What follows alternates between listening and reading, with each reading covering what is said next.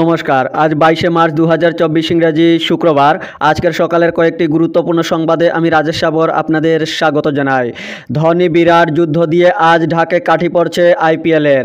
আজ আইপিএলে Chennai super Kings খেলবে রয়্যাল চ্যালেঞ্জার্স বেঙ্গালুরের বিরুদ্ধে। আজ রাত 8টায় এই ম্যাচ শুরু হবে। এবারের আইপিএলের সমস্ত ম্যাচগুলি স্টার স্পোর্টস এবং মোবাইলের মাধ্যমে দেখতে হলে জিও সিনেমা অ্যাপসে দেখতে পারেন।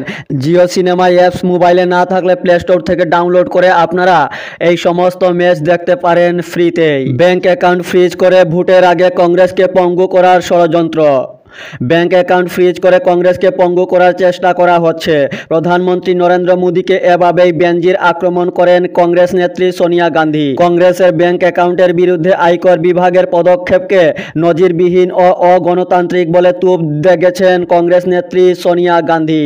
গতকাল এই ইস্যুতে সাংবাদিকদের মুখোমুখি হন কংগ্রেস নেত্রী সোনিয়া গান্ধী। সোনিয়া বলেন, দেশে গণতন্ত্র নেই, সেই জন্যই নির্বাচনের মাত্র 2 মাস আগে কংগ্রেসের অ্যাকাউন্ট ফ্রিজ করে দেওয়া হয়েছে। কংগ্রেস যাতে লড়াইয়ের ময়দানে সর্বশক্তি দিয়ে ঝাঁপাতে না পারে সেজন্য পরিকল্পনা করে আয়কর বিভাগ এই সিদ্ধান্ত নিয়েছে। গ্রেপ্তার কেজরিওয়াল, কিছুতেই শেষ রক্ষা করতে পারলেন না।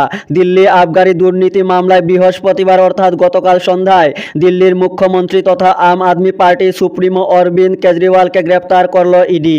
এদিন বিকেল থেকেই তার বাড়িতে তল্লাশি অভিযান চলছিল। এরপর সন্ধ্যায় তার মোবাইল ফোন বাজেয়াপ্ত করার পর তাকে গ্রেপ্তার করে ইডি। কেজরিওয়ালের বাসভবনের চারপাশে জারি করা হয়েছে 144 ধারা। মুখ্যমন্ত্রী ডক্টর হিমন্ত বিশ্ব শর্মার বিরুদ্ধে নির্বাচনী আচরণবিধি লঙ্ঘনের অভিযোগ। তিনি চাইলেই লোকসভা ভোটের পর কংগ্রেস প্রার্থীরা বিজেপিতে চলে আসবেন, ফলে কংগ্রেসকে ভোট দিয়ে লাভ নেই, কারণ কোনোভাবে কংগ্রেস প্রার্থী জয়ী হলেও তিনি যোগ দেবেন বিজেপিতে। এই মন্তব্যের দায়ে মুখ্যমন্ত্রী ডক্টর হিমন্ত বিশ্ব শর্মার বিরুদ্ধে নির্বাচনী আচরণবিধি লঙ্ঘনের অভিযোগ আনল কংগ্রেস। নির্বাচন কমিশনের কাছে চিঠি পাঠিয়ে মুখ্যমন্ত্রীর বিরুদ্ধে এই অভিযোগ এনেছেন প্রদেশ কংগ্রেস সভাপতি ভূপেন বরা। কংগ্রেসে যোগদান অগপ মহিলা পরিষদ সভানেত্রীর। কংগ্রেসে যোগ দিলেন অগপর কাছাড় জেলা মহিলা পরিষদের সভানেত্রী তথা বিন্নাকান্দি জিপির সভানেত্রী বিমলা দেব। গতকাল বিন্নাকান্দিতে দলের সাংগঠনিক সভায় যোগদান করেন তিনি। শূন্য সহনশীলতার কথা বলে বিজেপি দুর্নীতিতে গড়েছে রেকর্ড, বললেন সূর্যকান্ত।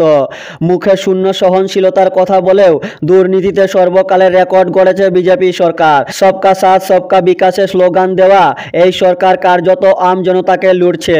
কংগ্রেস শাসনকালে রান্নার এলপিজি সিলিন্ডারের দাম 400 টাকা ছিল, যদিও এই সরকারের আমলে 1200 টাকা করা হয়েছে। বড়সড় লুট চলছে ঔষধের ক্ষেত্রে, যা সহজে বুঝতে পারছেন না আম জনতা। আপনারা চোখের সামনে উন্নয়নের নামে যা দেখছেন এর পেছনেও রয়েছে কেলেঙ্কারি। বাড়ির মহিলাদের মুখ বন্ধ করা হচ্ছে 1200 টাকার অরুণোদয় প্রকল্পের টাকা দিয়ে। কিছুদিন দেওয়ার পর তাও বন্ধ হয়ে যাচ্ছে। কার্যত মিথ্যাচার করছে বিজেপি। ঠিক এভাবেই শাসক দলকে ঠুকলেন গতকাল শিলচর লোকসভা আসনে কংগ্রেস দলের প্রার্থী সূর্যকান্ত সরকার। ফাঁকা মাঠেই গোল হবে দাবি পরিমলের। ফাঁকা মাঠেই খেলতে হবে, প্রতিদ্বন্দ্বীকে এখনও বোঝা যাচ্ছে না।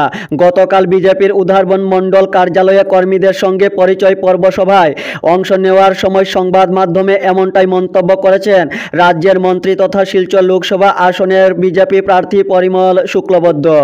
কৃপাকে জয়ী করার আহ্বান গৌতম রায়ের।